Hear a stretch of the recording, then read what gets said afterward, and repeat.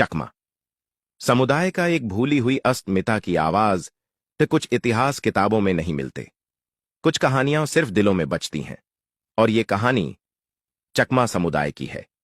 एक ऐसी जाति जिसने अपनी धरती छोड़ी, अपनी पहचान को थामे रखा और आज भी अपनी पहचान के लिए संघर्ष कर रही है। जब भारत अखंड भारत हुआ करता था, तब चकमा समुदाय अराकान यानी आज के म्यांमार के हिस्से से जुड़े हुए थे। कुछ इतिहासकार मानते हैं कि इनकी उत्पत्ति तिब्बती बर्मी मूल से हुई, तो कुछ कहते हैं कि ये भारतीय राजवंशों से निकले थे और उन्होंने अराकान में चकमा राजवंश की स्थापना की थी। वे बौद्ध धर्म को मानने वाले, शांतिप्रिय, खेती करने वाले और पूरी तरह से स्वतंत्र लोग थे। लेकिन वक्त बदला। अराकान पर म्यांमार के राजाओं और मुगल शासकों का दबदबा बढ़ा। यहीं से शुरू होता है चकमा विस्थापन का पहला अध्याय। सन 16वीं से 17वीं सदी। बर्मा में जब इस्लामीकरण तेज हुआ तो बौद्ध चकमा समुदाय पर धर्मांतरण का दबाव डाला गया। कहा गया, इस्लाम कबूल करो या मौत। पर चकमा झुके नहीं। अपना धर्म, अपनी आस्था नहीं छोड़ी। परिजनों के साथ, बच्चों बुजुर्गों के साथ उन्होंने अपनी जमीन, अपना घर छोड़ दिया और निकल पड़े बंगाल की ओर, आज के बांग्लादेश के चटगांव हिल ट्रैक्ट्स। यह यात्रा आसान नहीं थी, पर उन्होंने फिर गांव बसाए, खेत जोते और अपनी संस्कृति को जीवित रखा। अराकान से चटगांव तक यह थी एक आस्था की लड़ाई।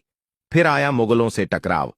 सन 1715 की व्यापार संधि में चकमा राजा को हर साल 11 टीले कपास का कर देना होता था। और जब सन 1657 में ईस्ट इंडिया कंपनी ने बंगाल की बागडोर संभाली, तो यही कर अब अंग्रेजों को देना पड़ा।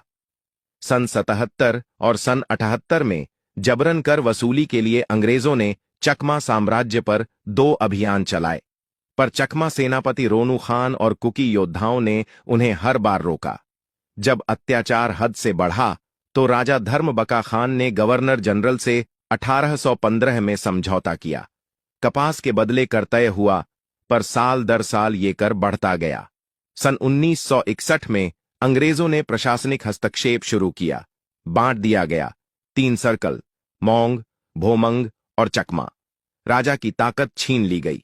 राजा अब सिर्फ एक प्रमुख बनकर रह गया। सन 1991 में देमागिरी और आसपास के इलाकों को लुशाई पहाड़ियों में मिला दिया गया और धीरे धीरे चकमा साम्राज्य इतिहास बन गया। फिर आई सन 1947 में भारत की आजादी, लेकिन चकमाओं के लिए यह भी एक और बंटवारा बनकर आया। 99% गैर मुस्लिम